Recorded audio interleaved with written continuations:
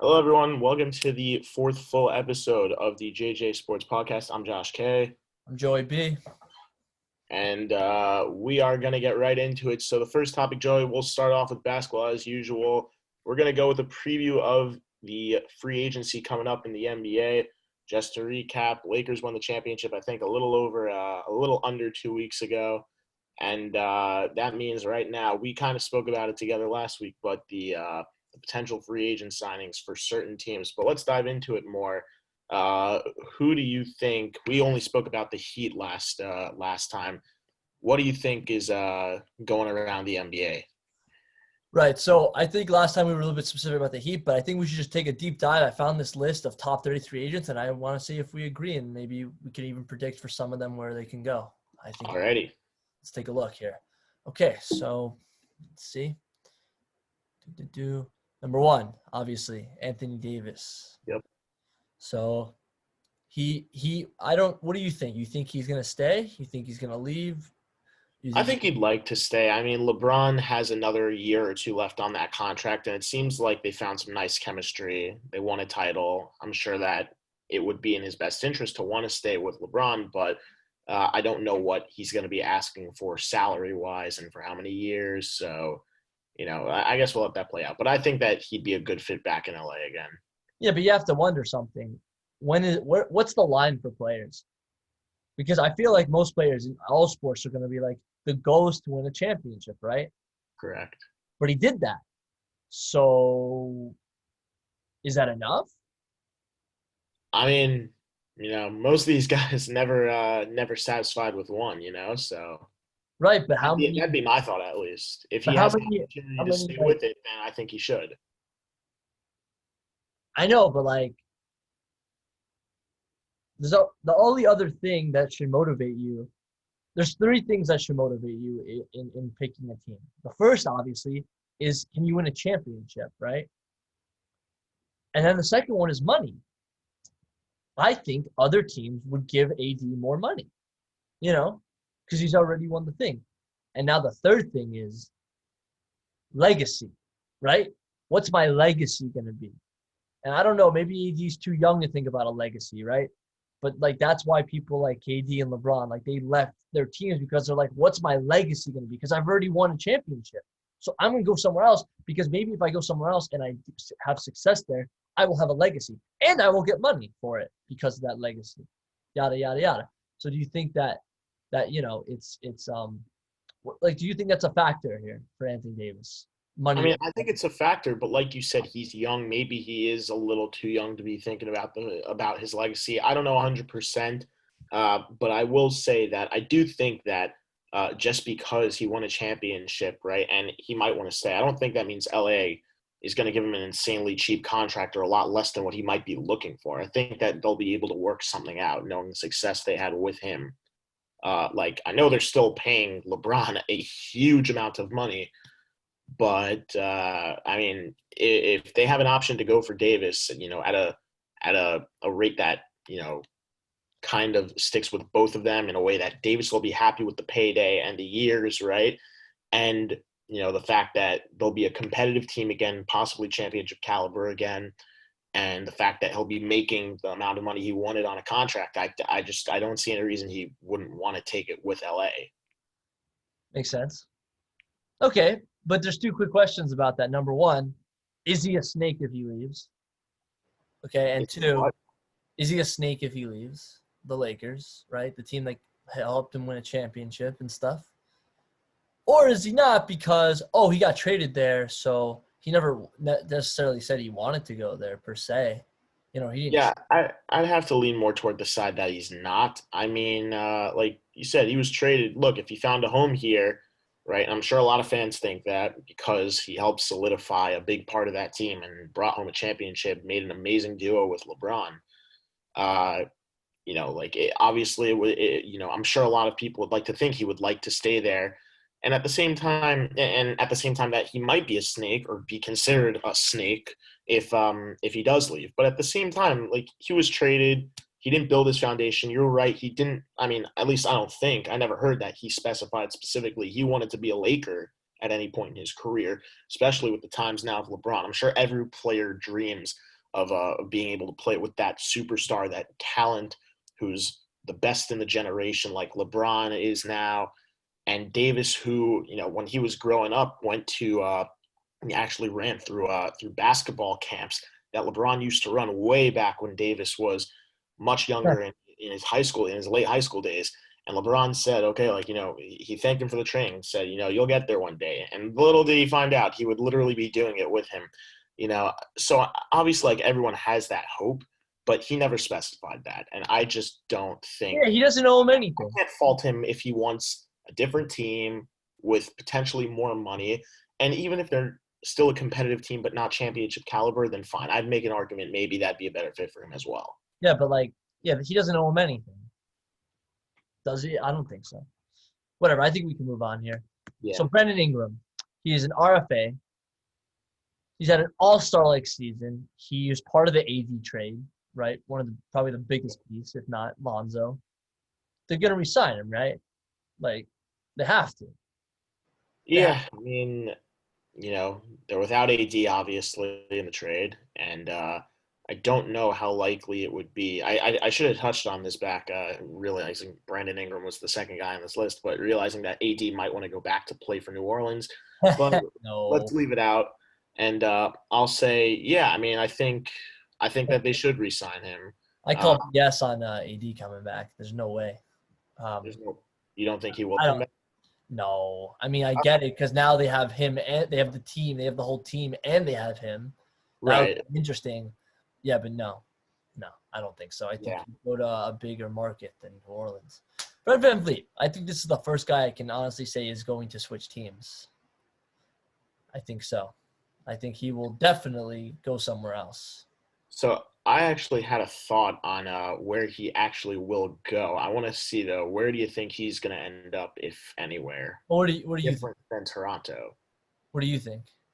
I thought that after the last time we had this discussion last week over certain players, and the top of the the cream of the crop, that VanVleet would probably make a nice fit in Miami. He's got that experience. He could come off the bench and provide points. He's a great depth player, especially when you have the guys like Miami has. And even if they don't keep all those guys around, we know Dragic is a free agent this year, and I think there are a few more that we ran through. But other than that, we'll probably get into them later on this list. Right. But VanVleet would make a great replacement for a guy like that, for example. I think while that is a good option, I don't think they're willing to pay him that money. I think they're willing to pay Giannis that money. I don't know if they're willing to pay VanVleet that money. Wait another year on him. That's the other thing. Wait and see. Yeah, I don't know. The other thing is because if they pay for him this year, then they probably can't pay for Giannis unless it's a 1-year deal. Yeah, but why would he take a 1-year deal? He's leaving Toronto.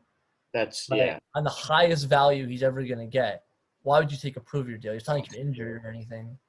So no. I mean, similar to what Trevor Bauer did of the Reds, put up the best year of his career and then wants to take a 1-year deal.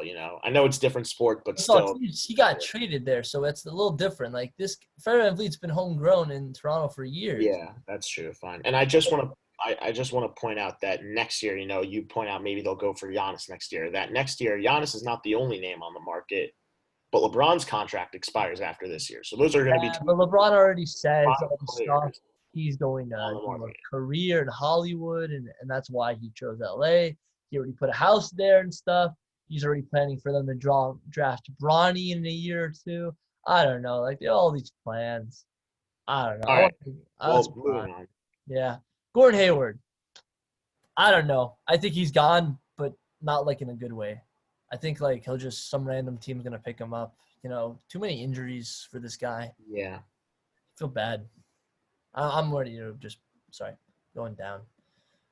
I like this. I like DeMar. I think he could go somewhere. I don't know where, but I think he could go a lot of places. And you can go to a good team, you can go to a bad team, you can go either way. I think any team could use his shooting. I think his explosiveness. I don't know where, but yeah, maybe. Jeremy Grant. I think Jeremy Grant is a good system player. Do you know what I mean? Not really. You know, like how Nick Foles was like a good player in Philly's system, you know? Yeah, fine. But like in Jacksonville, like he wasn't. Like I think Jeremy Got is it. Got good it. in this. He's good in the system, you know? Do you think he'd have a tougher time adapting to anywhere else? Correct.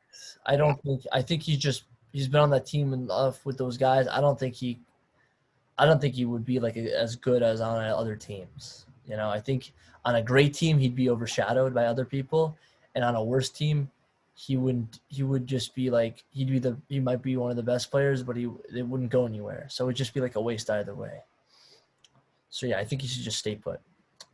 Danilo Gallinari, I think it can go either way. I think he can leave. I think he can come back because he's not so young as all those other guys that have. And, you know, it seems like OKC's ready to rebuild or ready to, I don't know, go to the playoffs again, right? Because they had Chris Paul and stuff, and they do keep Who trading. might be traded to the Knicks, by the way. There was something I heard going on about that. Yeah. I don't know. Yeah, Maybe yes. I might be happy. I just might popped not into be my happy. head as you mentioned it.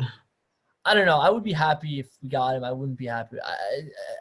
I think when it comes to this, I'm just gonna wait till they actually get a person. Yeah, When they get a person, then I'll react to it. But until then, no. Boban, I don't care. Joe Harris, I don't care even more. Evan Fournier, that's a little interesting. I don't know. I feel like he might also be a system guy. I don't know if he'd be well outside of Fournier, like outside of Orlando. I don't know. how many guys are on this list, by the way? Just out of 30. So I'm just going to go quicker. Montrezl Harrell, I think this is probably the most exciting guy. Like, this is like the biggest, like, upside, you know? Like, whoever gets him it'd be very good defense. Like, he's a six-man, but he could probably be a starter on most teams. Like, well, he played on the Clippers. They were yeah. right, but they're going down real fast. Like, they already fired Doc and stuff. Like, I don't know. I don't think so. I think whoever gets this guy is going to be in a very good spot. Like, I feel like Miami should go for him because maybe he won't get as much money as like a Fred VanVleet, but I could be wrong. Miami Heat, Goran Dragic, yeah, he's probably out. Injuries cause people to leave, and he's 34. Yeah, he's out. Not to mention he's 34. I wouldn't picture he'd get anywhere like a He's not getting a long deal, no. Really. Davis I think Bertans. that he could still be very useful. He was for them in the postseason until he got hurt, but like you said, injuries really kill a career. Okay, Davis Bertans. Davis Bertans. What was I saying? No, I don't think he's getting a contract.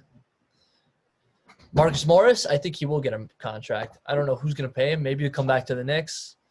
But, yeah. You agree with that? Or I don't know. It's a long shot. There have been so many things, just with the Knicks specifically, there have been so many things that were supposed to happen, okay, that everyone talked about. Yeah, but that's different because with Zion, you can't control the draft lottery. That's not in your control. And with but the talk about how they were definitely going to have Kyrie and Kevin Durant and all that, like there was just, I didn't think it was. For the record, that was like ESPN. I don't care. I didn't think so. And I personally, let's be honest, even then I was like a little upset. But in hindsight, I'm actually thrilled that they're over there. You know why? Because Kyrie's nuts. He's got mood swings and he's a locker room diva. And KD has an Achilles injury. Players don't come back from an Achilles injury, Josh. It doesn't happen. It's not an ACL.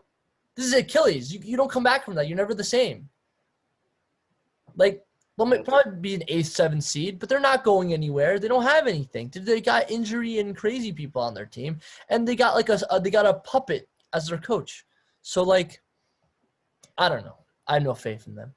Serge, too old. Otto Porter has one of the worst contracts in the NBA. Christian Wood, I think, will get a good deal. He's coming off a career year, 23 points, 10 rebounds, 41% from the three. It's pretty good. I think he will get a contract from someone. I don't know who. Andre Drummond. Likely to stay with the Pistons, though. Yeah, but they don't – I don't know if they don't go anywhere normally. Yeah, exactly. And, first round postseason appearance and then just – right. You know. Andre Drummond, you said last time that you thought, he might get a big deal somewhere, and he's – yeah. Jay Crowder, we did not agree on that. Tim Hardaway Jr., we didn't care. Caldwell Pope, I don't see him leaving. Why would he leave when he's on a championship team? Derek Favors, I don't care. Paul Millsap, he's probably not going to get a big contract anymore.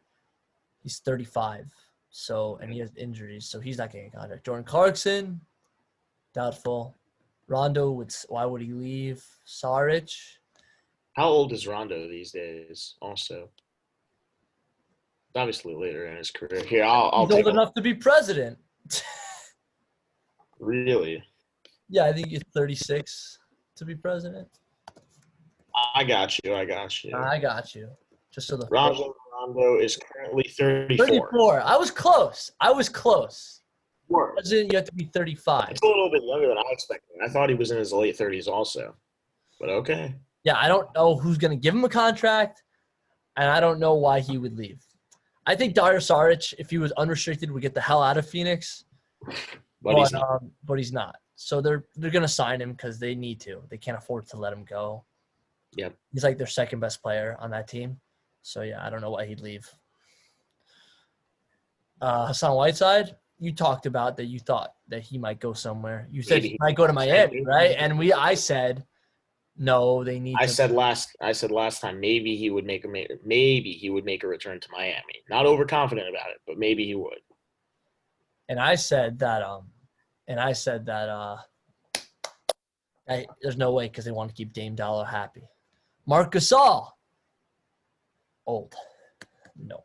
Tristan Thompson, I thought there's no reason that anyone else should give him a contract, but you thought, he's pretty exciting. He was a huge part of the 2016 team. I guess you still hold by that. And our last player, DeMarcus Cousins, which I think is the most interesting one. What do you think about DeMarcus Cousins, Josh? I don't know what to make of him anymore. He's been on so many different teams over the last 2 or 3 years. Whether it was 4 teams in the last 2 years. 4 teams over the last 2 years, but it was Pelicans, Warriors, a solidified spot. He was kind of like the Derek Brassard of basketball over the last 2 years. That Brassard was over the years from 2017 to 2018. I think Brassard was worse, actually. I think he had 6 teams in the last 2 years. Okay, so the point being, he moved around a lot. So I don't think he really ever solidified a spot. Now, obviously, he's with the Lakers, so that meant he brought home a ring this year. But, I don't know what to make of him anymore. Okay. I think we're done with the free agency talk, and we'll just get into the biggest news. So I don't know if you heard, but LA Clippers got a new coach. Did you hear? I did. Do you know who it is? I see that it's this guy, Mr. Doc Rivers, right here. Right, but that's a mistake.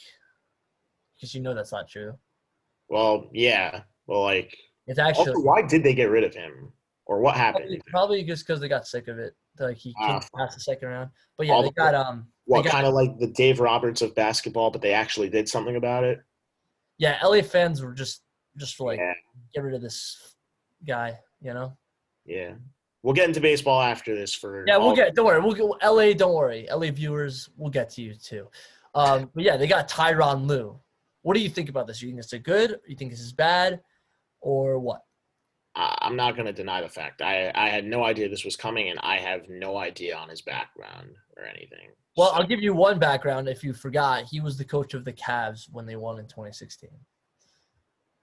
Although, I'm not going to lie, I don't think it matters. I think a lot of that was just because of the players. I think he was a puppet. They had LeBron, so. Exactly. I'm not really excited by this. I think it's not going to be any different than when they had Doc Rivers. It might actually be worse because Doc Rivers is one of the best coaches in the NBA. So I don't know, right? So yeah, we're non-existent on that, right? And then the other coaching vacancy, it has not been finalized yet, is the Rockets. Who do you think the Rockets should pick up? We got Kenny Atkinson, we got Jeff Van Gundy, and other people. Right. I mean, now you got Rivers on the market, so. Actually, no. Well, I guess since you don't know, we'll react to this news. Dr. Rivers got signed with a new team. Would you like to react to who it is? It's the 76ers. 76ers. See, I knew they were a good team last year, but I don't know what they did this past year. So, I don't know. If they look like they have a promising core, a guy who's taken teams to the postseason numerous times, then, maybe it is a smart move. But I would. It's the East. So you need more than a postseason, bro. Yeah, I wouldn't know enough about it in order to. Okay, no, but yeah, what do you think about the Rockets? Like, you think you should get Jeff Van Gundy or Kenny Atkinson or what? What are we talking here? Unless I'm mistaken, unless it's possible that let me just check this if Kenny has a job because I don't see him on this list. Nope, he does. He does not have a job. Yeah, he does not have a job yet. Yeah, I think they should go for Kenny Atkinson or Jeff Van Gundy. You agree with that, or? Don't know enough about either of them. Like. Yeah, it's okay. Basketball's ratings are pretty low these day and age, so maybe we'll move on to another subject. Yes. Yeah. All right, we're up to baseball. Okay, so let's get into the meat and potatoes here. We had not one, but 2 Game 7s here. Which one would you like to talk about first, Josh? I think that the one that has to be spoken about first is the Dodgers-Braves ones because it's more recent. So maybe that'll stick. So let's talk about it. Braves have a 3-1 series lead. That's that first out of the way. Second of all, we're having Game 7, and their starters for Game 7 is Tony Gonsolin for the Dodgers and Ian Anderson for the Braves. Dustin May, I thought, started the game. Sorry, Dustin May, and then later Tony. Yeah, sorry. Anyway, so I'm pretty sure the Braves had the game in the bag in the first inning, right? Am I making that up? Or I think you are and you're not because, yes, they did have a lead, but at the same time, a lead in the first inning, it wasn't more like it was a 2-run lead. Against that Dodgers team, I know the Braves have done a nice job like holding up against them, but yeah, it's way too early to tell. Unless it's a blowout like in the first inning of Game 3 when the Dodgers were up 11-0, there's just you can't count a team out that early if it's a deficit of that little. Nah, but what stood out to me is that like the hitting finally erupted. Like these guys were a bunch of frauds. It felt like those 3 games they lost. Like the hitting was very cold, except for like the first loss when they almost came back. But like it was very cold. It's crazy. Like I would have laughed. You would have laughed too if the Braves made the World Series. I would have laughed, but that's probably just having to do with the history of how the Dodgers have.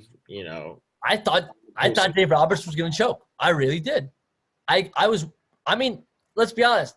There's still a lot of games left to play. He can still do it. So, yeah, I'm not counting him out yet. At least 4 more games. So he still has 4 more games to screw up. That's a lot of games. And that's a minimum. Who knows? Maybe it goes farther. Maybe it goes 7 games, he'll screw up. Who knows? We'll have to see. Now, obviously, if it goes 7 games, he's not screwing up in every single game. But, a level of expectations that he might not meet again for what would be a 5th straight year of having a championship caliber team and not bringing home a World Series title.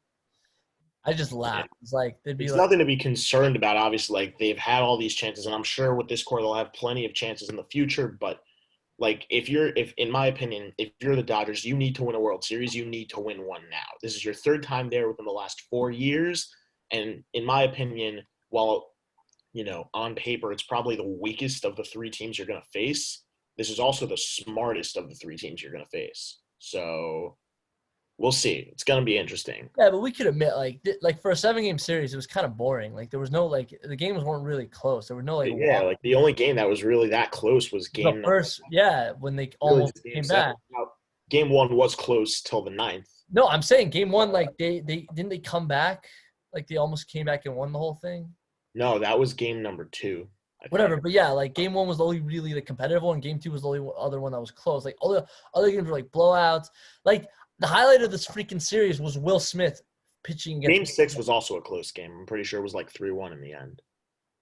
Yeah, no, but like it wasn't like, but like that was decided earlier in the game, is what I mean. Right. That's fair to say. Like the highlight of the series was Will Smith pitching against Will Smith. Yep. And then Will Smith hit a homer off Will Smith. Like that was Not the gonna most. lie, you're getting me confused over which Will Smith at this point, even though I know who it is, but still. You know who I'm. It's not like the Of freaking course I Men in know. Of Black. course I know. Obviously, Will Smith of the Dodgers as a catcher hit one off of Will Smith, the Braves reliever. Yes, obviously, because the Will Smith from Hollywood ain't coming to play. Okay, and second of all, they don't even do position player pitching in the World Series, and they have a DH this year, so a pitcher wouldn't be batting. So yes, you know which one. Obviously, I know which one, Joey. No, a year ago it could have been the other way around. Could have had a position player pitching in a garbage game, and a pitcher could have been in the DH spot instead. You know this. I mean, they pinch runs, so who knows? That's true. Maybe we'll see something crazy like that this Come World. on, in the World Series. Anything could happen. It's Okay, 2012. fine, but if anyone, it's going to be on the Dodgers side because Dave Roberts is a hack. Okay, yeah, let's move on. Okay, to the other game. Yeah. Well, first let's recap, I guess, on like the numbers that they had. Yeah, I'm saying I'm looking at these numbers. It's for the first time the ERA wasn't lopsided, although Tony Gossa had 9. That's not so great, but yeah, it was. That's not nearly as bad as 11, 27, Yeah, 40, 14, 70. 27, 40, I think one time we saw, like. We saw 70 one time. Did we really? Yeah. Got to roll back the tape. That's crazy, though. That's crazy. And then, like, you look at the runs here. You know, it was mostly just, again, most of it was in the early for the Dodgers, you know. You just go up to the box score, not the box score, the inning, the scoring in the inning track. Where is that? It was up. It was up. Oh, sorry. Here. There you have it. Yeah, I'm saying most of it was in the beginning, you know? Yep. In the 8th and 9th, there was no action. Yeah. I mean, not unnecessarily for the Dodgers because they didn't need to bat in the 9th, but still. Like, yeah, but I hate when it's like the team that has the lead. Like, you know what I hate? I hate like when like they're the bottom team, the bottom inning team. You know, because like I know like usually they get runs and build up stats and things like that. No, because like you want to give them a chance, right? But like I like it more when it's I don't know how to explain it. It's weird. Like I only like when in the 9th, it's top of the 9th when it's like a save. It's for the save, right? But if the winning team hits a home run, if the team that wins the game hits a home run in the top of the 9th, that pisses me off because that's not a walk-off, right? That's a blown save. That pisses me off versus a bottom of the 9th when it would be a blown save or a walk-off. You know what I'm saying? Like, I don't want the winning team to win in the top of the 9th, if that makes sense. Only in the bottom. I don't know if you know what I'm saying, but yeah, like I want the top team to win. I don't like it when the top inning team wins. Yeah. Like, that's just me. Anyway, yeah, I think we can move on to the thing because, like, nobody here was spectacular. Like, there were no grand slams or. I do want to say on the pitching side, Julio Urias was spectacular. He faced 9 batters. Well, yeah, he got the win. You can see he got the win. He didn't start the game. He got the win. 3 innings pitched, 0 runs, 0. At the same time, he came in, faced 9 batters, and retired all 9 of them. No, but isn't that impressive? Like, no hits, no walks, no balls, nothing. No strikeouts either. Yeah, but that's pretty sure he did get. But that's not impressive that he got no strikeouts. No, I'm saying it's because normally you see a guy who's as dominant at that, you don't expect the fielding to do all the work. Obviously, you expect a strikeout here, a strikeout there. I mean, he got 9 outs. So is it impressive because it was less pitches? Because he had it grounded out. I mean, I guess maybe you could look at it like that, but that doesn't necessarily mean that. Well, let's see how many pitches, right? Does it say how many pitches? They did have a stat for how many pitches they threw. He had 39 pitches, 25 of which were strikes. Next to ERA, there's a column that says PC-ST, and that's the amount of pitches and how many of them were strikes. Okay, so he had almost 40 pitches, right? Right. That's crazy. Roughly about what, like 13 pitches an inning. What's 40 divided by what is that, 3? Is that by 3? It's roughly about like 13 pitches. 13 pitches an inning. Like, by the way, it's 39, so it's divisible by 3 exactly. Yeah, 13 pitches an inning. 13 pitches, right? And he has. Now, I don't know if that was the exact breakdown, but let's say it was, right? And you have 3 guys. Three guys. That's a minimum of 9 pitches. It's about 4 pitches. Actually, minimum of less pitches. But like, let's say to get strikeouts, you'd have 9 pitches. So yeah, he wasn't doing just over 4 pitches a batter. He was doing about 3-4 pitches each batter. So yeah, that's very quick. That must have been like clockwork for him. All right. Anyway, yeah. So Dodgers are in the World Series again. Hopefully they don't choke. I mean, because then they'll make the record they'll widen the gap even more for most World Series losses. That would suck. But I mean, let's see who they're facing off against, right? We all know what happened, right? Oh, I don't have the games cast. It sucks. I want to find the game. I don't know where to find it. I think they don't do those days because it was earlier. It was October 17th, I believe. So wait, I have to look up the game cast. Game 7, Rays, game box score. Hopefully that. Okay, so this is what we're going on, I guess. Yep. So here. Wait, hold on. Okay. Oh, sure. Are they not going to show it? Well, whatever. Well, what I mostly remember, all I can see is the game score. It was let's see. So the Rays have a 3-0 lead. Yeah, the Rays. I was really scared. They had a 4-0 lead. So yeah, can you believe they shut? I'm so happy. Do you realize? Like for 7 and 2. They had a 4-0 lead for most of the game. They had a 4-0. 7 1/3, maybe 7 1/3, not 7 2/3. But no, look, it's in the 8th inning that they got the 2. Right, but they had recorded outs also. Sure. Okay, but yeah, I mean, I was pretty thrilled, because thanks to their guy, Randy Rosarina, who's a stud. This guy's the Juan Soto of this year. I love him. They also did it with less hits than the Astros did. I mean, I'm just glad that home runs will help. They hit 2 home runs in the game. Rosarina had 1 and Zunino had 1, but it doesn't change the fact that they still had less hits. I don't know. I'm just glad that those frauds were finally exposed. I'm just glad. I mean, they made the ALCS. I wouldn't necessarily. I don't care. They played a White Sox team that had no business being there, and an A's team that was heavily Twins. The second straight time, a Twins team. Sorry, Twins. Why did I keep doing that? Being there and no That's even worse. That's even worse. A team that hasn't won a freaking playoff game since I don't even know when. 18 straight. 18 straight losses. That's terrible. Yeah. I just don't get it, It's crazy.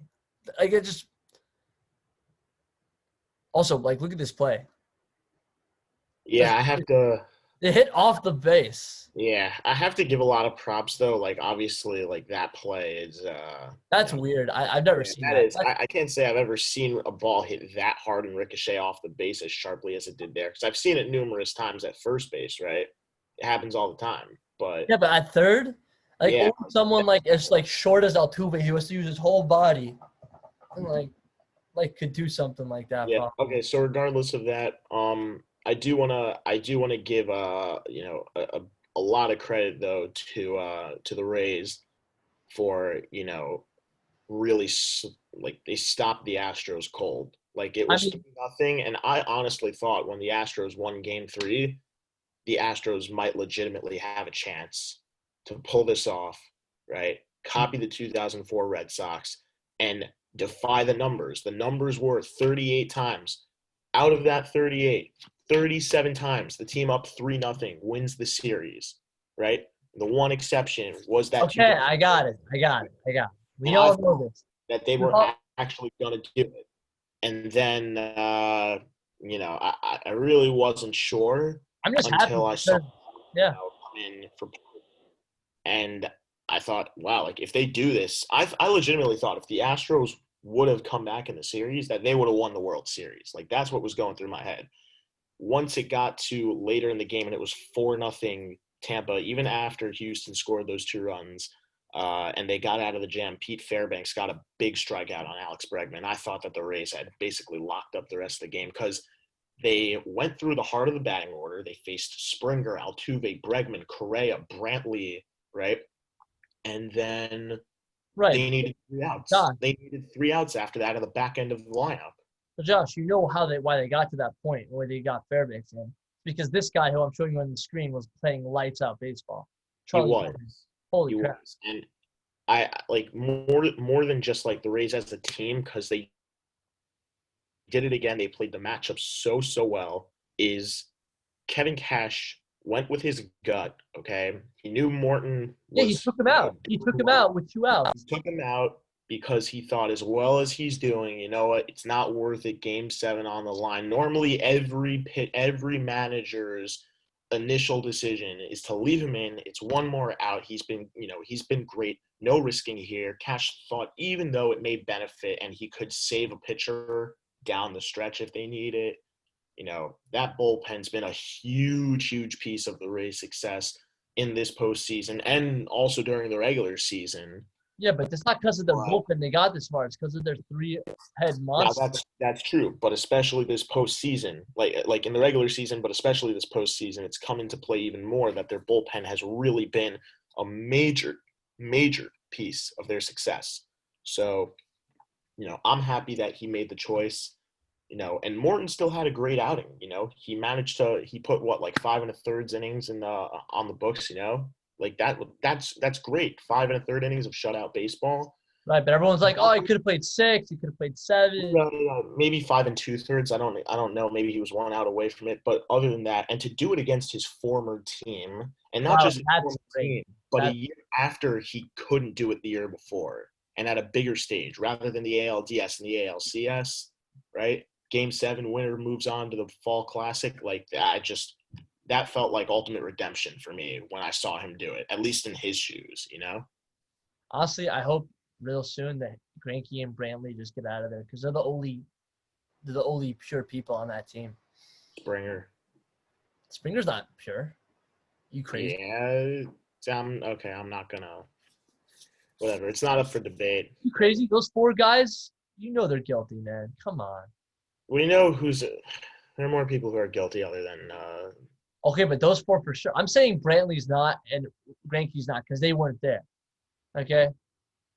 I'm saying Brantley maybe he does if they did this year, but everyone's like, oh, you can't prove it. Like, I don't know. Like, okay. I just want to point something out then, because like this is good. This is what I'm going to say to back me up. You don't want to agree with it, fine. I'm not going to tell you to agree with it.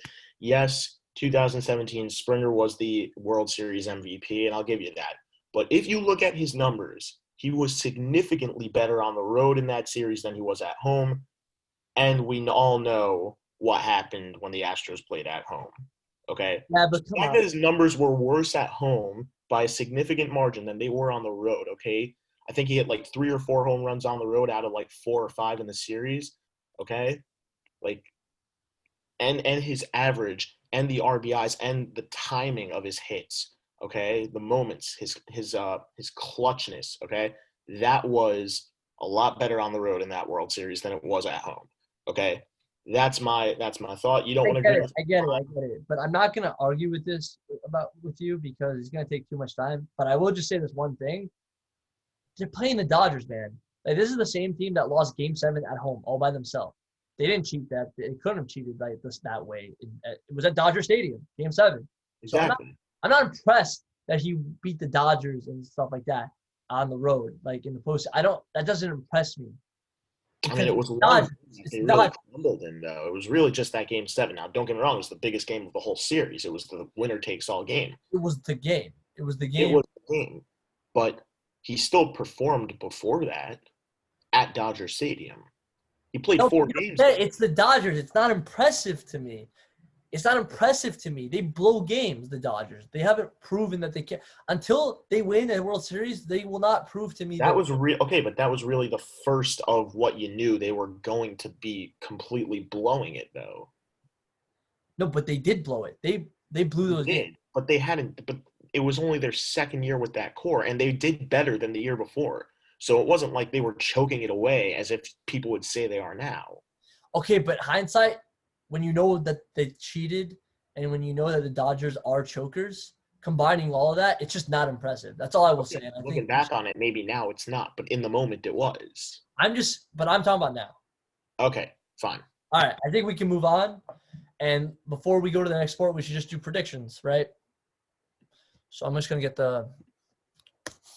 Why do I always forget what it's called? Bracket. That's the right word. There you go, Joey. Shut up. I proved you wrong with the Springer theory, and now all of a sudden I'm wrong. No, you didn't prove me wrong. Okay, whatever. Like, The internet's gonna get on you, bro, when this takes off. Anyway, but yeah, I'm gonna embrace it. you said what I did you said say? Tampa all the You way. said the same thing, right? You weren't you did say Rays Dodgers, right? I said Rays Dodgers after I had before I had predicted the I don't remember at first. I think I predicted the Marlins to go, and I predicted a Yeah, you Tampa did. versus Marlins finale of like the battle of Florida teams. And once the Marlins got knocked out, I said, okay, LA's going all the way, like to the World Series. Not going to win, but that they'll go to the World Series. And here we are.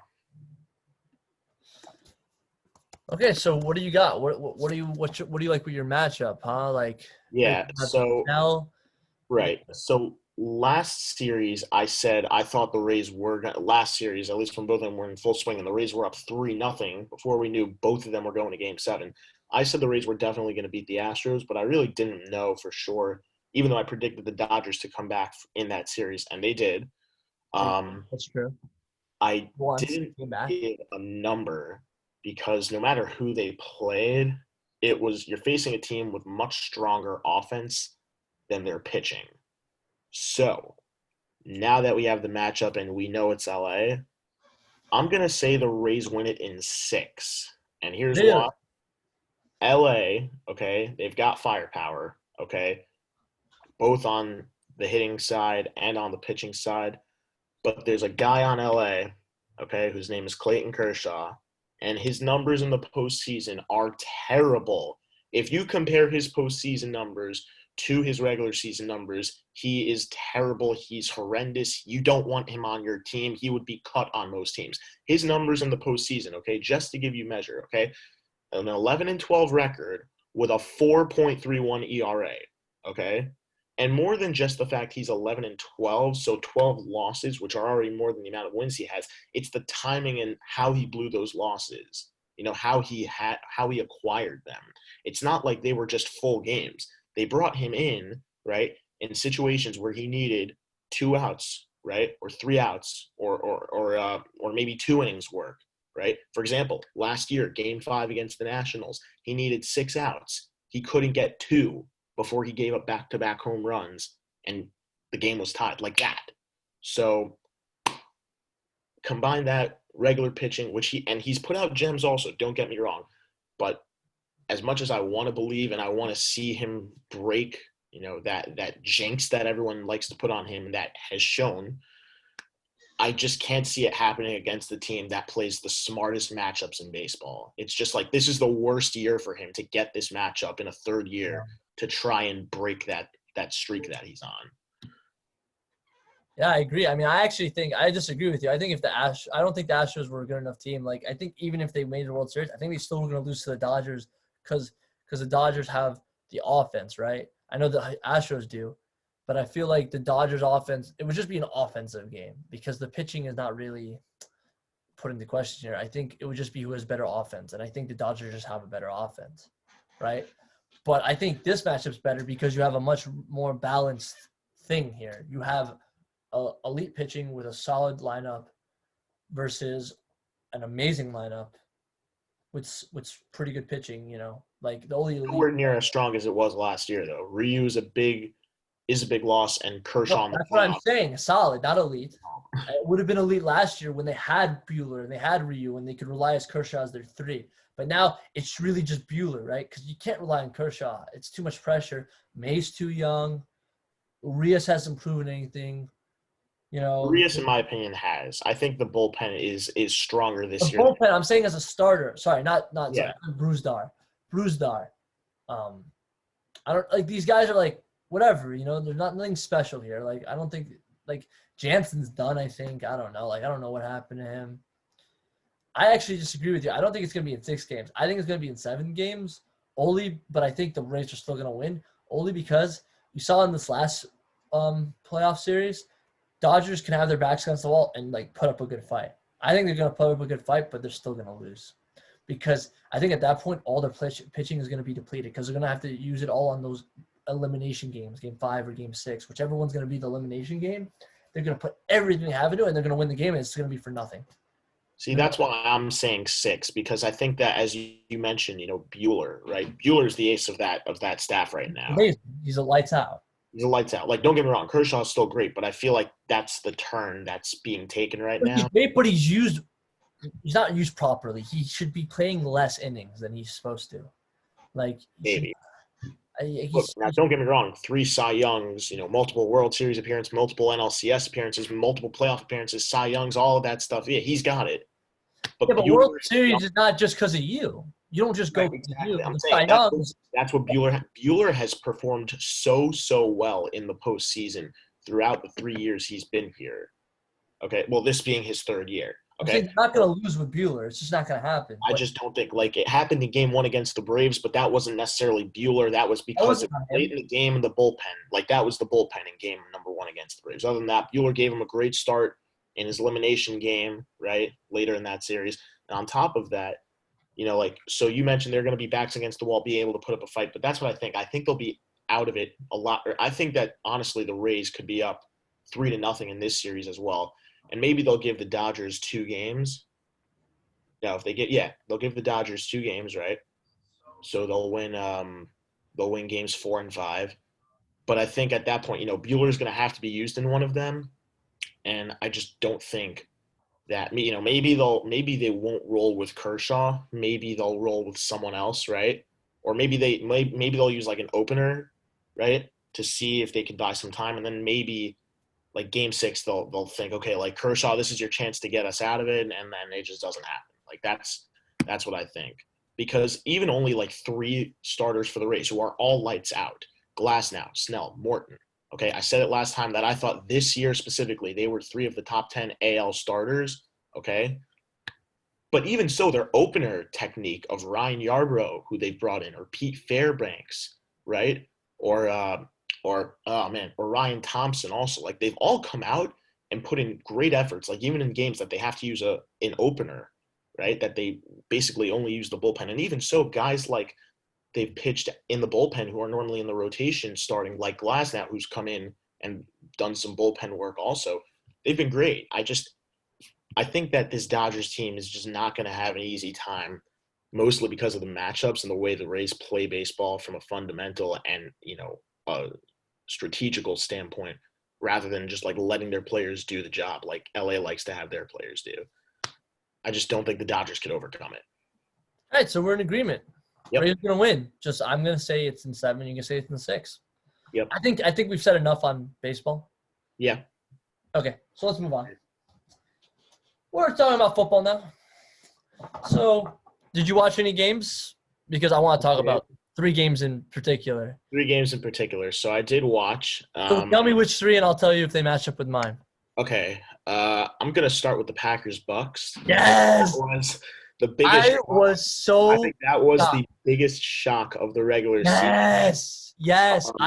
Wait, actually, I need the ESPN on this. I don't think anyone expected – I shouldn't say I don't think anyone expected the Bucks to win. They put up some good efforts. I know they've lost some tough games. No, it wasn't that they won. It was that Aaron Rodgers just had a really bad game. Well, that and, like, the Packers' offense just fell hard. The Packers, I'm nearly positive, had scored at least in some way, whether a safety, a field goal, right?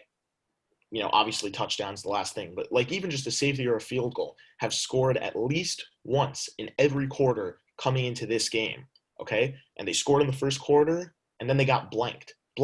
38 unanswered points by Tampa, okay? Now, am I surprised that Tampa won? Not really. Obviously, Brady versus Rodgers is always a great matchup. I know Brady's still, like, way older at the time in his career, but still, he's still great. It's weird because, like, you threw to Gronk, and I'm like, it's like it's 2018 all over again. Exactly. So I'm not going to say I'm not going to say I'm not surprised at all, because obviously the Packers were a top, like, 5 team coming into this game, one of the only undefeated teams left, and not even more than that. But their offense was just ridiculous. Right, but, like, their defense was good enough too. They had the Smiths. Their defense was good also, but the Bucs defense has been very good so far this year. Let's And take a their look at offense that. has shown promise as well, and not as consistently as the Packers have, but they have. And it was in Tampa, and I think that helped also because Tampa is allowing fans in their stadium. Let's take a look at this. 4 total sacks on the defense, right? Devin White had one, Lavonte David had 1.5, and JPP had 1.5. This is like Aaron Rodgers. These are all of his ghosts. You notice that? Like, Who had a sack also? no, did you notice that these are all of his ghosts? Yep. Tom Brady, Rob Gronkowski, Jason Pierre-Paul, and Ndamukong Suh. They weren't even on this team. None of these guys were even on this team when they were his ghosts. Did you notice that? Yeah. All different teams. You know? Like it's the ghost of football pass for him. I just feel bad, you know? Feel really bad. I can't believe he threw 2 picks. I've never seen him play that bad in my life. I'm like nervous. I'm like, is he getting old? You know what it was more than that, though? It was like coming into the season, I think he had 156 passing attempts. He hadn't thrown a pick. Then within 3 throws, he had given them 2 picks. Yeah, I don't know what happened. Was it you think maybe it wasn't him? You think maybe it was the play calling by Matt LaFleur? Well, I mean, one of them was kind of like knocked around and then corralled. So I don't know if that one was necessarily on him, but the first one was, picked. Do you think this has big implications for the playoffs? As much as I kind of do want to think that, I think it's still way too early in the season to believe that. I mean, look, for example, the NFC East is wide open still for the Giants and the Washington football team, who are both 1-5 right now, and the first place team is the Cowboys, who are 2-3. If the Cowboys lose tonight, they'll be 2-4, and the Giants and Washington football team can both win next week, be tied like that, Right. So the division is basically open. Like it's wide open for anyone. Like whoever wins that, that's just the example I'm going to say this doesn't have playoff implications. Like a playoff team could have a record of like 4-12. Right. That'd be and I just want to point out, though, Tampa, by the way, is 3-0 at home, which is adding to the fact that I think the home game, the home field actually had an advantage here. I mean, this is the first sport where it will come into play because you're playing in your own stadium. I mean, yeah, in baseball, you didn't have fans. Like, they're gonna have fans too. Like, it might make a difference still. So who knows? The only thing I have to say is Tampa's 1-2 on the road. That means if they're 4-2 and they're 3-0 at home, and they played 2 very good teams on the road. The Bears, I know you said you think they're fake, but I think that they're a lot more legit than you think they are. That defense is very, very good. Foles has been playing great. I mean, they won this week. Now they're in first place because the Packers lost, right? They're 5-1. Okay, like I don't want to hear. I'm gonna pull a thing out of your card. I'm gonna say it's too early to tell. It's too early to tell. Okay, that's what you could say that. I'm not gonna say that. You can say that. Yeah. I don't disagree if you say that, but I'm telling you that I think that they're a good team. They, anyway. But regardless of that, we'll see. Just with that being said, they lost to the Bears in Chicago. That's always a tough place to play, whether they're a Super Bowl contender or not.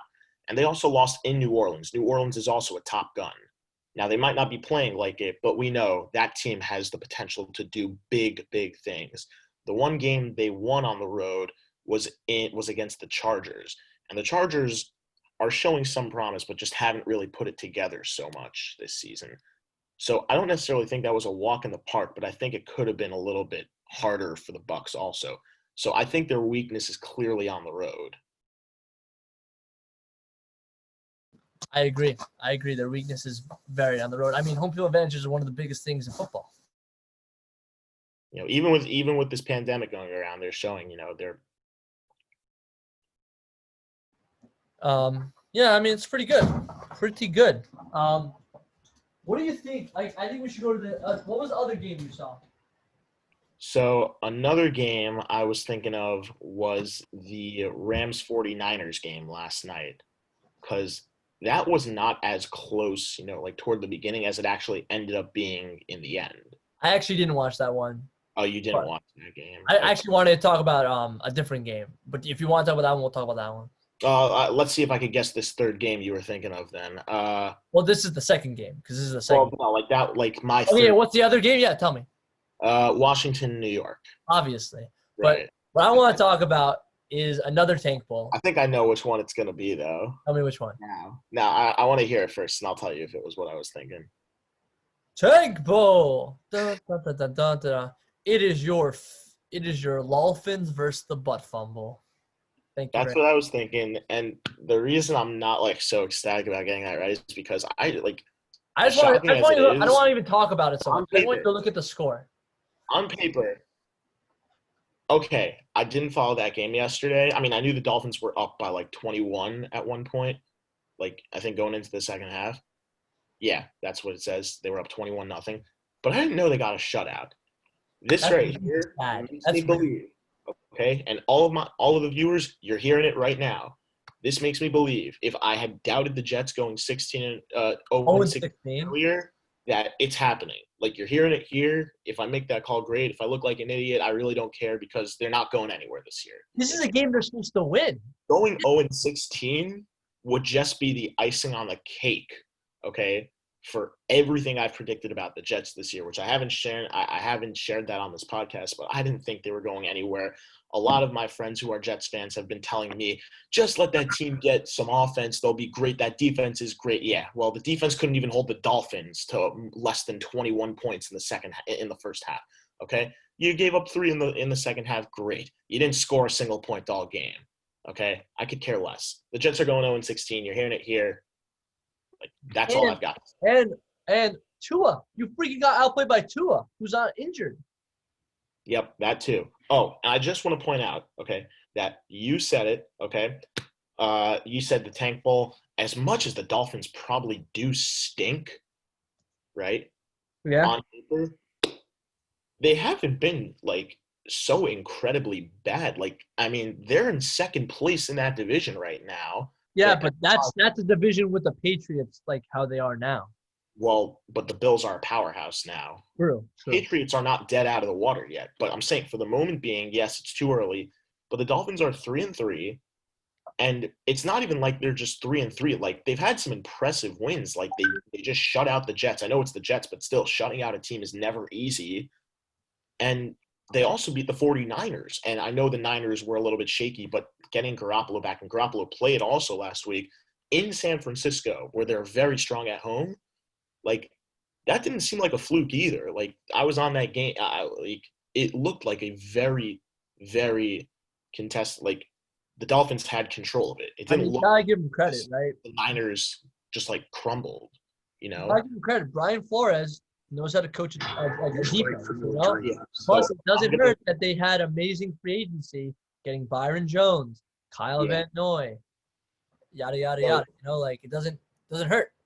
Yeah. So I'm going to disagree. I don't think the Dolphins are, in the basement of the NFL right now, but it's really early. They could still very well end up losing the next 13 in a row. I don't think it's going to happen. But like as much as it sounds like it's a tank bowl, I don't think this game was a tank bowl. There's also only one team that really deserved it, and that was the Jets. But the Denver one was a tank bowl. Are not a tank team right now. They're just not. Okay, but the Denver one we can agree was the tank bowl. It was the Trevor bowl. Oh yes, that for sure. And what's funny is you didn't watch this game. I watched this is the funniest thing. Their kicker is probably their only other good player on their team. Vincent Smith. He hasn't missed his name is Sam Ficken apparently. Apparently he hasn't missed a field goal all year, and he whiffed. That's return. Sorry. He whiffed on a field goal. Wasn't even close. Whatever. I'm done talking about the Jets. They don't deserve this much airtime. Let's go to the game we all want to talk about. The New York Giants got their first win of the season, baby. And Let's go. I just want to point out that this is the second straight year that the Giants got their first win of the season against the Deadskins. No. Oh, sorry, the football team. No, because the team they beat missed the field goal, which would have been the points that put them ahead. Last year, it was against the Bucks in Tampa. They were down. I think they were either up 1 or up 2. Up 1. And Matt Gay missed a field goal as time expired. That was Daniel Jones's first career start, and he won. And then this year, it wasn't as time expired, but early in the game, I was about to say, it wasn't a game. Washington missed a field goal, and they ended up losing by 1. Had they hit it, they would have won 22-20. Yeah. But there were some missed calls. There were some missed calls, but you know what? I'm not complaining. I'm a Giants fan. Washington, I have to say I'm honestly sorry because you were playing in the end of this game like you deserved to win it. The fumble Kyle killed. Allen, Ron Kyle Rivera. Allen didn't choke completely. It could have been a lot worse. Was that 2-point conversion? Like if he That made 2 point conversion? I don't know. Here's the thing. I think like that has to be like the biggest talk as we see. I don't know if whatever the Tay Crowder fumble recovery for the touchdown. By the way, do you know who Jay Crowder is? He's Mr. Irrelevant. He's the last pick in the draft. Yep. And he got a touchdown. What do you like that? Score the points, their first win. I just want to point out, okay, Riverboat Ron, no hate toward you. You don't care. You're an NFL you're a professional NFL. You just called him Riverboat Ron. What do you mean no hate? I don't care because like you got the Giants the win, but I do have to say, Joey, that I am very surprised that he went for 2 with a division. I know that they were 1-4. You're going to say they were 1-4. Okay, great. They were 1-4. Giants were 0-5. And that division was still wide open. That was not a game that I would have taken a risk. As bad as the team they're playing is, right, and as bad as they've been playing, and you're 1-4. Thought the defense is not good enough. It doesn't matter. Like, you want to make a statement on the road, do it in overtime. At least take a tie there, but don't potentially lose the game. I know the field goal is not automatic, but it's a way higher percentage chance of scoring that than you get the 2-point conversion. He probably didn't want to deal with overtime. He probably didn't want them to get the ball first, and he thought, if I give him the ball first, he's gonna go all Patrick Mahomes and score like crazy. Right, maybe, but still, you can't take that risk, in my opinion. Okay, because now they're in last place, and I know that division is still wide open. They're in last place. They're in last place, but it doesn't change the fact that and I know it doesn't change the fact, that division is still wide open. But this could be a major death blow. Like, this may have just written the way the rest of their season is going to go. Yeah. I didn't think it was going to be super positive for them from the start, even after they pulled off that 17-point deficit comeback in week 1 against the Eagles. But now, if I thought this team was dead, this loss right here solidified it. All because, in my opinion, that was the stupidest decision of the week, to go for 2 instead of take the point, right, tie the game, and maybe you win in the end. Because if you didn't get it, you were losing the game right there. Right. Okay, the Giants weren't stupid enough to pull a Falcons and just not pick up an onside kick and let it roll until it reached 10 yards. They weren't stupid enough to do that. I'm saying that's what I'm saying. Like, someone had to take over for Bill O'Brien and Dan Quinn because they're not in the league. So someone had to be the low cow of the week. That's just how it is. Exactly. Somebody might as well be Riverboat Ron, as you said. Well, I think it was the Jets getting shut out by the Dolphins. Like, I know I said the Dolphins aren't a tank, but they're still the Dolphins. But low cow, not in the sense of a team, in the sense of a coach. Oh, fine. Then Rivera has to. If we're talking about a team, it was the Jets every week, no matter what happened. Fine.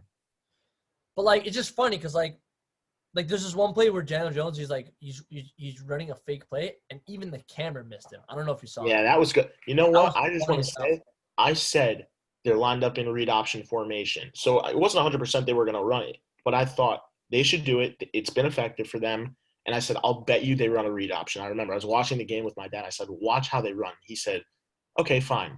I said, I'll bet you Jones is keeping the ball. He said, okay, fine. What happens? He hands the ball off. The camera zooms in on Devonta Freeman, and he's like, okay, fine. I literally bet him $5. And then what happened? Camera zooms all the way down the field. I'm $5 richer now.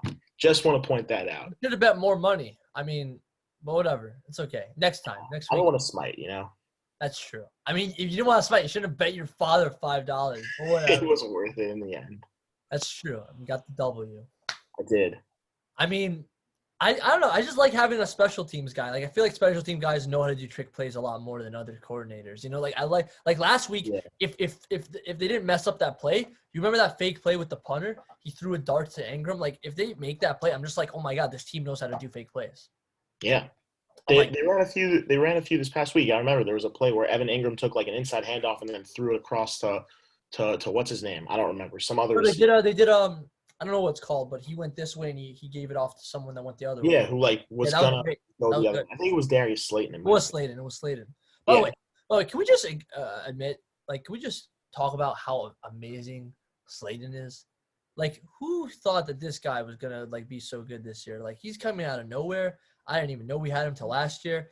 He looks like him and Dan Jones have like amazing chemistry. Like, they just get each other. They play well together. They really do. Like, I just want to look at his stats really quickly. Like, look at this. Yeah. 41 yards. I think he got injured, so that's why his stats are a little bit on the smaller That's why he only side. has 2 receptions. But look, 41 yards for 2 receptions. They were the only 2 passes he got thrown, by the way. They were both in the first half. He had the touchdown catch from 23 yards out, and he also had I think that means the other one was like 19 yards. Yeah. Yeah, he had like a 19-yard reception. That's what he got hurt on. It was a slant over the middle. Good gain, but yeah. Oh, 4 targets. So okay, so he missed 2 catches, but still. Right. Yeah, he targeted him the most. He always will. I think and I think the last thing we can talk about football is the big fish. Le'Veon Bell is now a member of the Kansas City Chiefs. Is this And we overhyped? I was watching our last episode when we spoke about where we think he's going to go and where we definitely don't think he will end up, and we both said in a heartbeat, Kansas City Chiefs, nope, moved on to the next team. Yeah, because why would they take him? Where did he go? Why would they take him? The money, like, they don't need him. But they got him. I don't even know how to feel about this. I mean, I didn't think they needed him as much. I thought that the Cardinals were in way bigger need of him, and also the Dolphins were in a way bigger need of him. Yeah, like, why would he go here? The only way this is a good move is if he somehow turns back the clock 3 years. That's the only way this is a good move.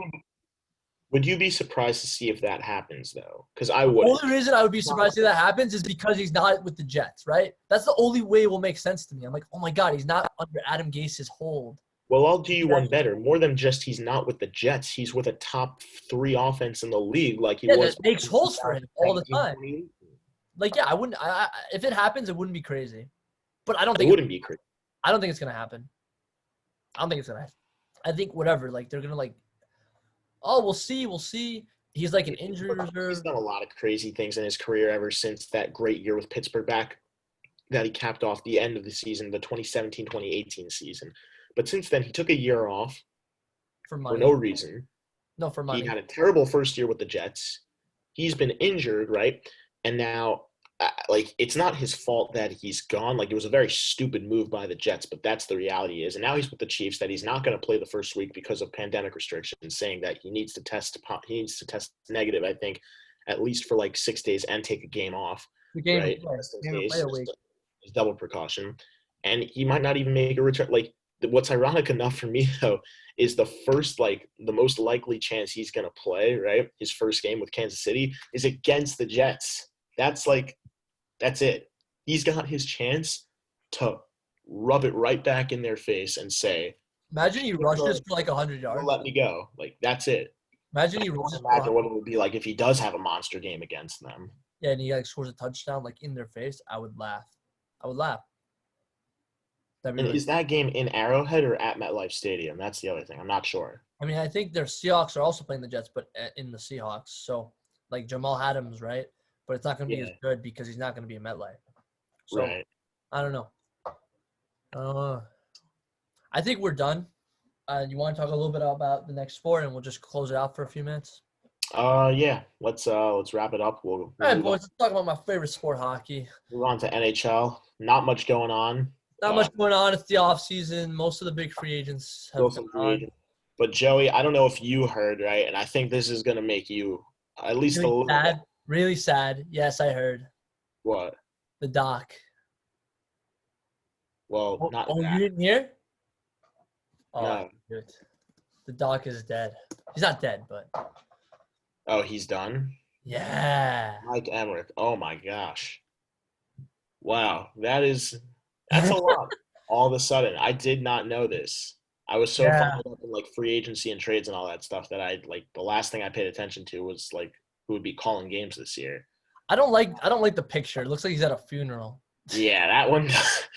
Oh my gosh, wow, that's tough. Like he is going down as the most legendary hockey broadcaster of all time, at least in my opinion. And I mean, yeah, I mean, you got Al Michaels, but he's also does other sports. But yeah, and I yeah, have a no, the personal guy thing for Sam Rosen, but he's he not revolves his legendary. career around hockey, like Al Michaels, bro. You call Sunday Night Football, okay? Like, True. you know, He got traded for a top stuff. rabbit. All Like, right, whatever. But yeah, like, also I have a personal thing for Sam Rosen, but that's just because, right. But yeah, like Doc. He's the this Doc. is He's the guy I play NHL with every day, and he's the one that calls the games. Him and yeah, him and it's Ed. gonna be tough. It's gonna, Now but I it's will. just gonna be Ed, and Eddie doing the broadcast. Just gonna be Yeah. him. Who do you think? Who do you think? You think anybody like big to replace him, or just some Do I random? think they get anyone big to replace him? This is for He's a NBC, if I'm correct, right? NBCSN most So of I the time. guess that means they're gonna go to Al Michaels, right? No, I think that they're gonna. I think they're gonna pass the baton over to John Forsland, who's normally the voice of the Hurricanes, but during playoff. Oh, I hate that. That guy's Why do way you? Okay, whatever. Like the straight. storm surge. Oh, No, like no, no, no, no, no, no, no, no. Like he's a lot different for the like for NBCSN than he is, calling for the I Hurricanes. think you're saying that because he's one of the only fair guys, right? He for both teams. Like he gets excited, right? That's Yeah. you No, told me. like That's that's why. that's what everyone likes to see from an. I'm saying that's why. You It's obviously want not to see someone who's biased. You obviously wouldn't want to see someone who's biased or sounds biased. okay. I take it back. It's a good pick because he's not biased. So yeah, I'll go with him. But what was your news? What was your news that So you my like? news was, and I know how big of a Ranger fan you are, Joey. Okay, last week we spoke about Jack Johnson joining the Rangers, right? And some of the depth signings in Keith Kincaid. Oh, did they sign another person? They did sign. Um, they signed two Wait, of wait, wait, wait. last year's players to contracts. Wait, are you talking about the AHL people, Radish and No, no, no, no, no. So first of all, something that happened since our last episode was Alexis Lafreniere signed his contract, but that's not what I was getting at. Um, the things that happened are that Oh, Alex I know what you're gonna say. I know what you're gonna say. You're gonna say the arbitration. for 2 years at I think it's like a 2.5 cap hit a year, and the one that was needed a little bit more, in my opinion, was that the Rangers re-signed Tony DeAngelo for 2 years And at I think a 4.8 cap hit per year. and So that helps because they now have roughly 10 million to go after Ryan Strome and Brendan Lemieux. and how do you think that's So gonna be split? I think that maybe they'll go like maybe like 3 million, 3.5 million a year for Ryan Strome, and then like 2 or 1.5 million a year for Brendan Lemieux, and try to get them each for 2 years. You know. Wait. The cap hit is 4 and 2, What I'm saying is they have 10 million left, right? so 4 and 2 cap hit.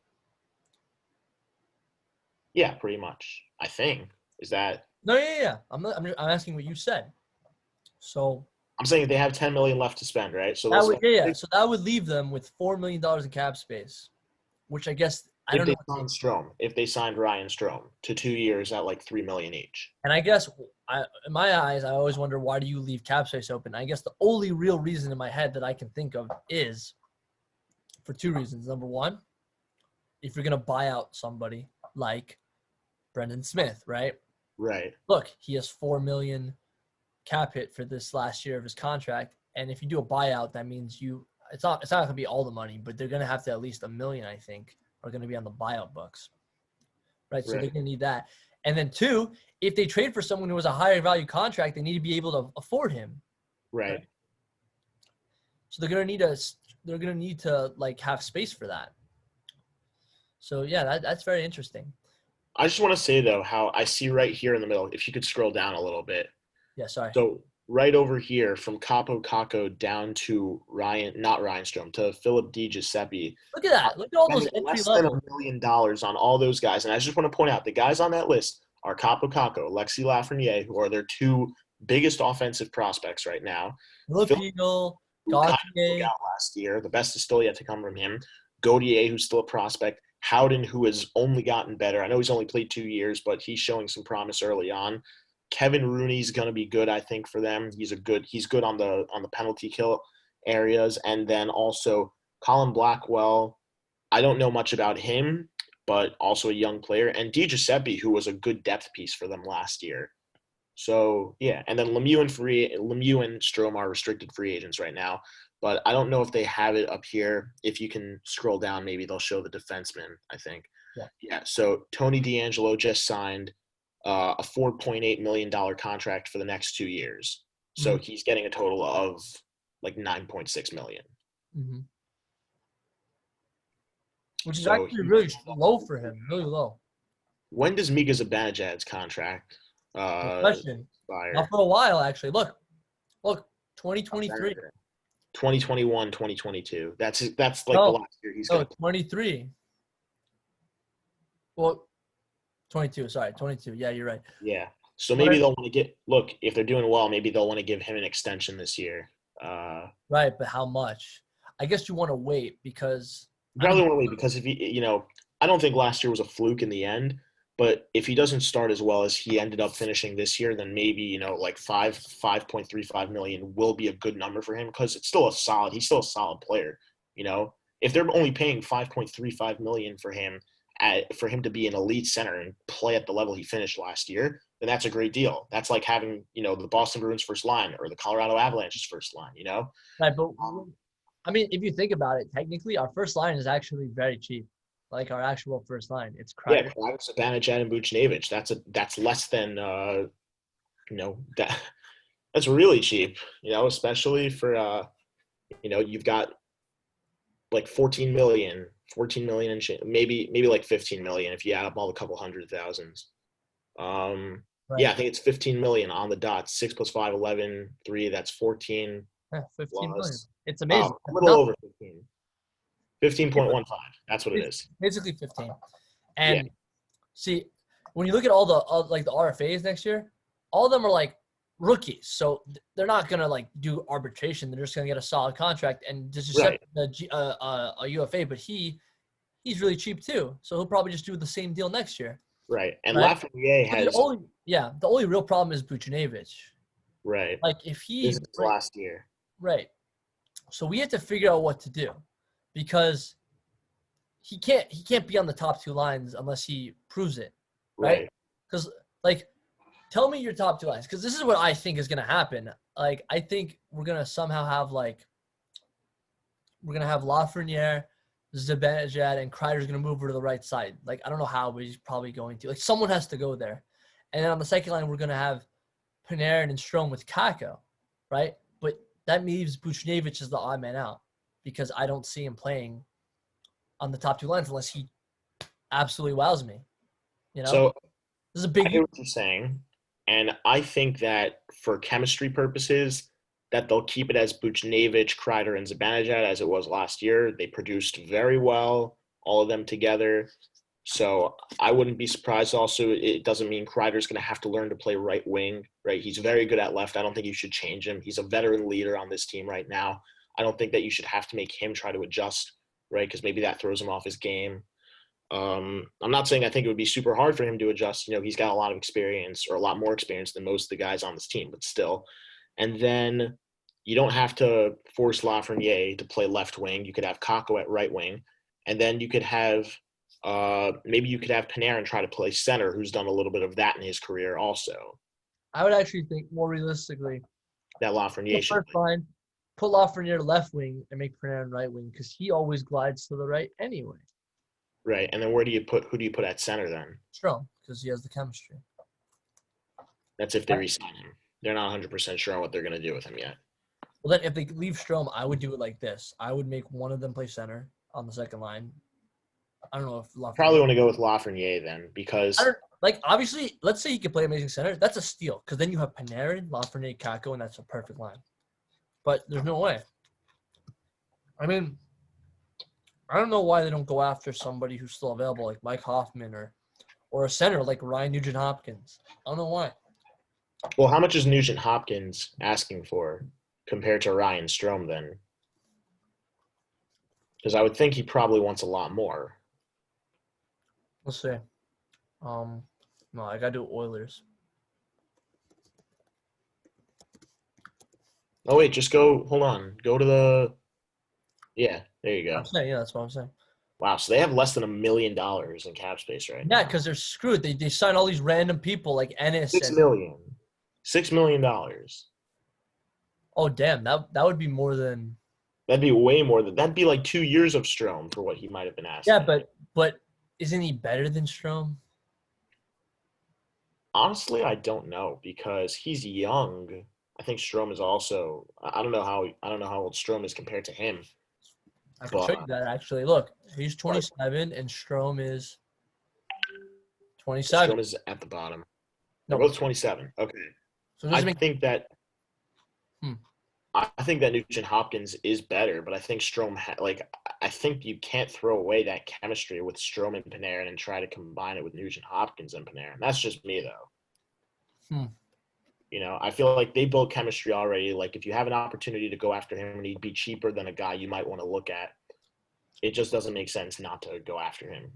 If they lose out on Brendan Lemieux, okay, fine. They just drafted another winger, maybe Capo Caco might want to play down. So they do like a kind of pick your poison thing, like you want to deal with Lafreniere or Caco on the second line, and then we'll just put the other one on the third line. So it'll make it even harder. Then you also have the prospects to come up like Keandre Miller, like Kravtsov, like Nils Lundqvist, right? Brendan Schneider. I know that 3 out of those 4 were defensemen, but Kravtsov is a winger, and you're losing that um, in Brendan Lemieux, if necessary. But still, like if you can sign, here's what I would like. Obviously, I'd like to see Strome and Lemieux both back on that team this year. But if worst case scenario comes that you can only sign one of them, I'd like to see them go with Ryan Strome. Right, you could take him at 2 years, like $4 million a year, maybe, because I'm sure that'll be fine. That leaves them with $2 million in cap if they want to buy someone out or something like that, right? And then you could bring up Kravtsov, right, who's a right winger anyway, and Lemieux plays both the left and the right, but it'd be on the right because at left wing, you could either have Philip Hedl or Lafreniere, right, one of those two guys down there. And then, or Di Giuseppe, because he's also signed through this year. And then what you could have is Kravtsov comes in and plays the right wing, and you start to build him up because he's showing a lot of promise still. I mean, it's a gamble though. Is Kravtsov gonna be like a Anderson, or is it gonna be like a, I don't know, like I mean, so to be fair, like from he's only played in the preseason, Kravtsov, but he's been a lot better than Anderson played in his preseason and his NHL career with the yeah. Rangers. But when they both go to their places like Russia or Sweden, they play amazing. But you don't know if it can translate to the NHL. Yeah, we don't, but who knows? Maybe that'll be a sign. I don't think there's much else to talk about. I think that it was So we can really talk good. about two quick things. We talk about what do you think about the Leafs getting Joe Thornton, and if they don't win this year, it's a failure. I like the move for the depth more than the actual talent because Thornton is older and on the decline in his career. And I don't think that at the same time, like I feel like it's a low risk, high reward type of thing. Because if they lose this year, it's not going to be a legacy of failure. Like you signed Joe Thornton, who's well on the decline in his career. It's really his history that kind of speaks about it. And if he goes back to playing the way he did in his prime, then great. Then Toronto could very well be an unstoppable team this year. You know? Sure, they'd have a captain on every line, like Yeah. like Tavares, Thornton, Tavares, Spezza, Matthews, Spezza, Thornton. Thornton. Yeah. Yeah. It'd be What was really- the second thing you wanted to? Oh, do you think that we will start the season on time? They said they want to start January 1st, which should mean the Winter Classic is the first game of the season. I think they will, but I think they might leave a Winter Classic out of it, or maybe Why? they'll It's do. not, it's not. It's not like a Pro Bowl or an All-Star game. It's like a regular game. It's just outside. Yeah, I don't know. It depends. I can't predict right now. It's a little too early. Um, I just realized we're gonna have to wrap it up. Okay. Thank you, everybody, for tuning into the JJSports podcast. Have a wonderful day. Bye.